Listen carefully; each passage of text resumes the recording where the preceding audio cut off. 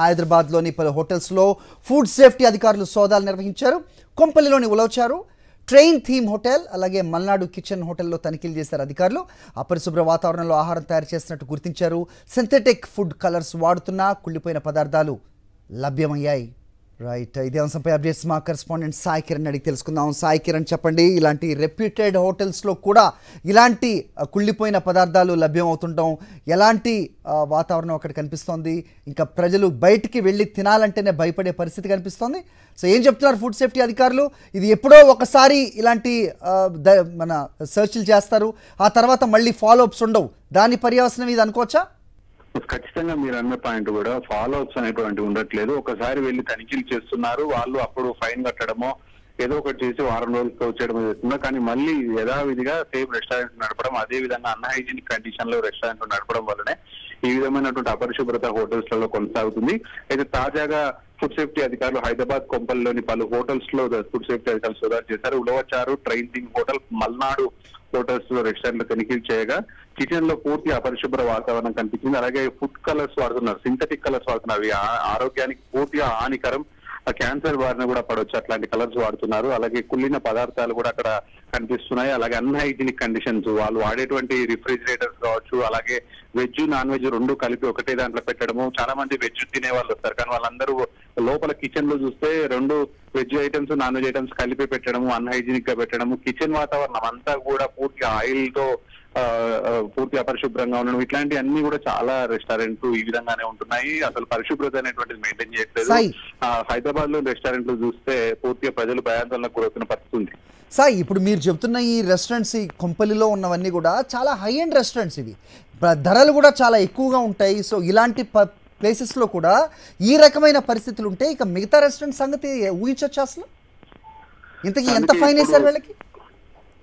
వీడికి ఏదైతే food safety అధికారులకు సంబంధించిన నామ్స్ ఏదైతే ఉంటాయో ఆ చట్టం ప్రకారం నామమాత్రంగానే పనిష్మెంట్స్ కావచ్చు, ఫైన్స్ ఉంటున్నాయి. కానీ పూర్తిగా శాశ్వతంగా రెస్టారెంట్ ను క్లోజ్ చేయడమా లేకపోతే వారి మీద కఠిన చర్యలు తీసుకోవడం అలాంటివి చేస్తే గానీ ఇలాంటివి తగ్గవు. ఎందుకంటే ఇప్పుడు తాజాగా మనం చాలా వరకు చూస్తున్నాం, కొత్తగా రెస్టారెంట్లు పెట్టే వాళ్ళు వాళ్ళ కిచెన్ ను కూడా చూపిస్తున్నారు. ఎవరైతే కస్టమర్స్ వచ్చిన వాళ్ళు కిచెన్ ను కూడా చూసుకోవచ్చు, అంత నీట్ గా మెయింటైన్ చేస్తామని చాలా మంది ముందుకు వస్తున్నారు. కానీ ఇప్పుడు ఇంకా చాలా హోటల్స్ లో దాదాపు 90% ఇంకా కిచెన్ ను కూడా చూపించారు. లోపల చూస్తే అపరిశుభ్రంగా ఉంటుంది. ఎందుకంటే ఎవరైనా తినే వాళ్ళు లోపలికి వచ్చి చూస్తే అసలు తినకుండా కూడా వెళ్ళిపోతారు, అట్లా ఉంటున్నాయి కిచెన్ లో మొత్తం అపరిశుభ్ర వాతావరణం. కాబట్టి ఇంకా అపరిశుభ్ర వాతావరణం అలాగే ఉంటుంది. మీరు అన్నట్టు టాప్ రెస్టారెంట్స్ అయినప్పటికీ కూడా కిచెన్లలో అపరిశుభ్ర వాతావరణం అలాగే మెయింటైన్ చేస్తున్నారు. కిచెన్స్ అన్ని కూడా చాలా నీట్ గా పెట్టుకోవాలని ఫుడ్ సేఫ్టీ అధికారులు రైట్స్ దాదాపు సంవత్సరం నుంచి తెలంగాణలో కొనసాగుతూనే ఉన్నాయి. అయినా కూడా రెస్టారెంట్స్ ఓనర్స్ మాత్రం వారి కిచెన్స్ కావచ్చు, హోటల్ అపరిశుభ్రంగానే మెయింటైన్ చేస్తున్నారు. ఇప్పుడు మన బాధ్యతగా సాక్షి ఇలాంటి కార్యక్రమాలు ఎన్నో చేసింది సాయి.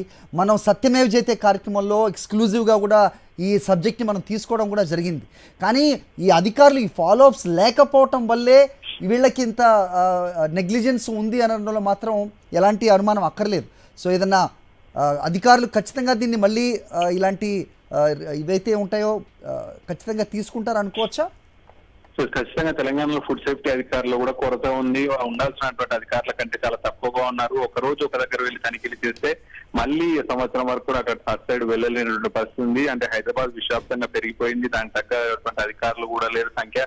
సో ఇంకా అధికారుల సంఖ్య పెంచాల్సి ఉంది. ఎందుకంటే మనం ఇంకా ఇక్కడ హైదరాబాద్ లో ఉన్నటువంటి 1 కోటికి పైగా జనాభా అంతా ఖర్చు పెట్టేంత పొద్దులు వేస్తే ఫుడ్ పైనే కాబట్టి సో వారికి నాణ్యమైనటువంటి ఫుడ్ అందించాల్సినటువంటి అవసరం ఉంటుంది. చాలా తక్కువ రేట్ లో ఫుడ్ అందిస్తున్నామని చెప్పి రెస్టారెంట్ అనుకుంటారు, కానీ వీళ్ళు కూడా ఎవరైతే తినే వాళ్ళు కూడా తక్కువ రేట్ లో దొరుకుతుందని చెప్పి తింటారు, కానీ అది పూర్తిగా నాణ్యత లేనటువంటి ఫుడ్ అక్కడ అందిస్తున్నట్టయితే కనిపిస్తుంది. సో ఖచ్చితంగా అటు ఫుడ్ అధికారులు కావచ్చు రెగ్యులర్ గా తనిఖీలు చేయాల్సిన అవసరం ఉంది. అలాగే ప్రజలు కూడా ఖచ్చితంగా వాళ్ళు వెళ్ళేటువంటి హోటల్ ఏ విధంగా ఉంది చూసుకోవాల్సిన అవసరం. అలాగే సాక్షి టీవీ కూడా ఈ సత్యమే జయతే అనే కాన్సెప్ట్ ద్వారా ఫుడ్ అవేర్నెస్ పైన హైదరాబాద్ లో దొరుకుతున్నటువంటి హోటల్స్ వాటి నాణ్యత పైన కూడా చాలా వరకు మనం అవగాహన కల్పించాము. చాలా వరకు మనం కూడా రైట్స్ వెళ్ళి అది ఫుడ్ అధికారులతో కూడా కలిసి వెళ్ళి ఫుడ్ నాణ్యత ఏ విధంగా ఉంటుంది, ఎక్కడ హైజీనిక్ గా ఉంటుందా లేదా అన్ని కూడా చూపించినటువంటి పరిస్థితి. అయినా కూడా ప్రజల్లో కూడా కొంత మార్పు రావాల్సిన అవసరం ఉంది. సో ఖచ్చితంగా ఎక్కడైతే నాణ్యత ఉంటుందో అక్కడే కూడా తినాల్సిన అవసరం ఉంది.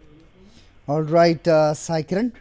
సో మొత్తానికి ఫుడ్ సేఫ్టీ అధికారులు తరచూ ఈ తనిఖీలు చేపట్టినట్టయితే ఒక రెస్టారెంట్ ఈ రకమైన పదార్థాలు అక్కడ దొరికితే తర్వాత కూడా మళ్ళీ దానికి ఫాలోఅప్స్ చేసి వాళ్ళు మళ్ళీ మొత్తం అంతా కూడా స్ట్రైటన్ అప్ చేశారు అనేది ఖచ్చితంగా తెలుసుకోవాల్సిన అవసరం కూడా ఉంటుంది. ఎప్పుడో ఒకసారి తనిఖీలు చేస్తే ఈ రకంగా బయటపడడం వల్ల ప్రయోజనం ఉండదు అనేది మాత్రం సర్వత్రా వినిపిస్తున్న అభిప్రాయంగా చూడాల్సిన అవసరం ఉంది.